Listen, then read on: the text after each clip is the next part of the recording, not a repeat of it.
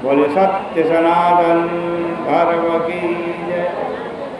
बोले कार्तिक महात्मा की जय। ऋषि नैमिषारण्य के पावन तीर्थ में ऋषियों ने सूत जी से प्रश्न किया,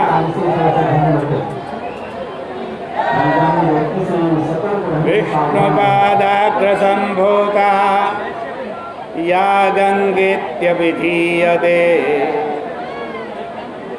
मुनिभिस्तन्महाभाग यथावत् वक्तुमर्हसि। ऋषि लोग पूछ रहे हैं सूत जी से, हे सूत जी,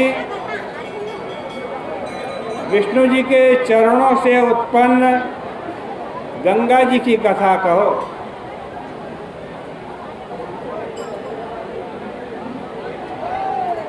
सूत जी कहते हैं कि हे विष्णु भगवान के ध्यान में लगे हुए ऋषियों मुनियों, श्रवण करो। जैसा नारद जी ने प्रथु नाम के राजा को कहा था कि गंगा जी की कथा कहने वाले, सुनने वाले को महापुण्यकारी, पाप नाश करने वाली ऐसी पुण्यमय कथा है, इसको आप श्रवण करो।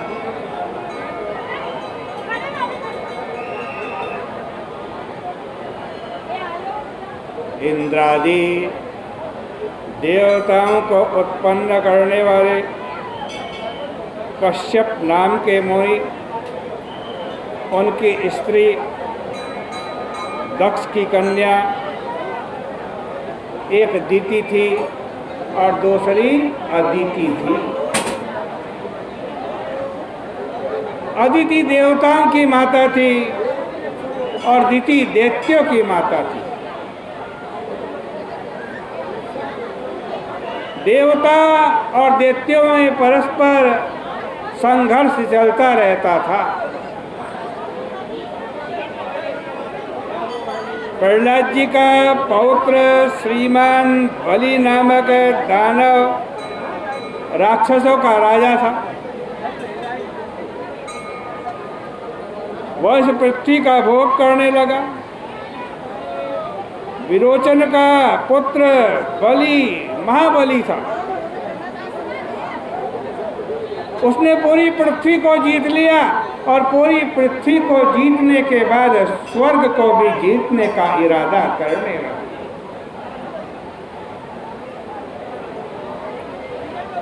सूत जी कह रहे हैं, ब्राह्मणों, हे ऋषियों,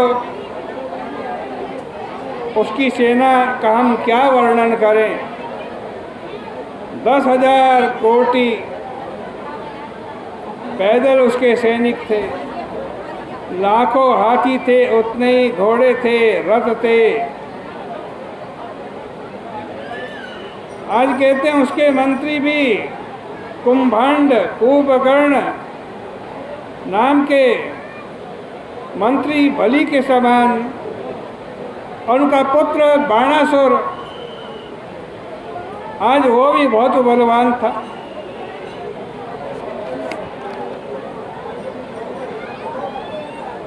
आज देवताओं पर आक्रमण करने के लिए अपनी पूरी सेना के साथ बलि ने प्रस्थान किया। जब बलि दानव वृत्रासुर के शत्रु इंद्र के नगर में पहुंचा तो सिंह के तुल्य राक्षसों ने इंद्र के पूरे नगर को घेर लिया। इंद्रादि देवता भी युद्ध करने के लिए बाहर निकले।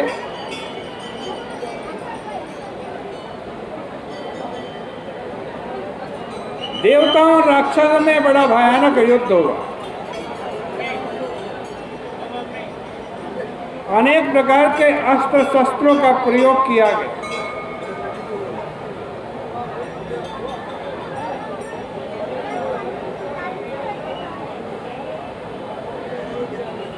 हजारों वर्ष तक आज उनका युद्ध होता रहा।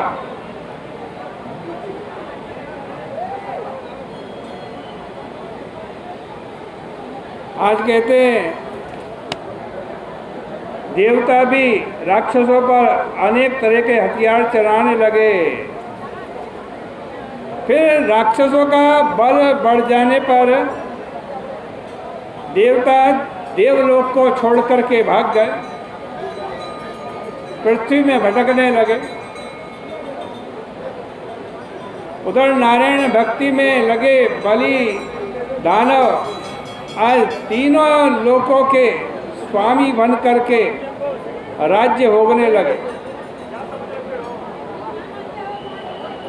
महालक्ष्मी मान दैत्यों का इंद्र बलि यज्ञ करने लगा। स्वर्ग में इंद्र होकर दिक्पालों के स्थानों में स्वयं ही ये दैत्य कार्य करने लगे।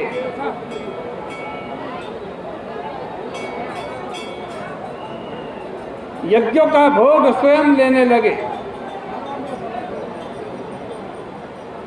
अब माता अदिति ने अपने पुत्रों की दुर्दशा देखी। देवताओं की माता,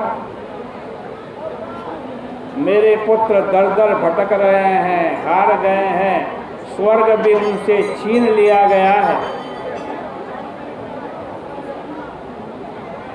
मैं बेकार में इस स्थान पर नहीं बैठूंगी। ऐसा विचार करके माता अदिति हिमालय पर्वत पर चली गई और दैत्यों की हार की इच्छा करती हुई विष्णु भगवान में अपना मन लगा करके, ध्यान लगा करके तपस्या करने लगी। कुछ काल फल खाकर के बिताया। फिर कुछ काल माता अदिति ने जमीन पर गिरे हुए पत्तों को खा करके बिताया।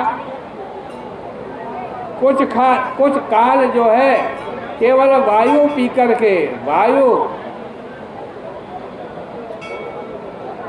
और कुछ काल बैठ करके, कुछ समय एक पांव पर खड़े होकर के परमात्मा का ध्यान करती रही।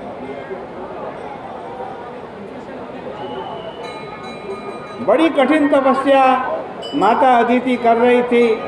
मेरे पुत्रों का, देवताओं का राज्य उनको वापस मिल जाए, राक्षस हार जाए। उधर राक्षसों को पता चल गया कि हमें हराने के लिए माता अदिति कठोर तपस्या कर रही है। इन दैत्यों ने क्या किया, माया से देवताओं का रूप बना लिया और माता अदिति के पास जो तपस्या कर रही थी उनके पास पहुंच गए और बोले, किमर्थं तप्यसे माता तपः परम दारुणं त्यजेदं दुःख बहुलं काया शोषण कारणम।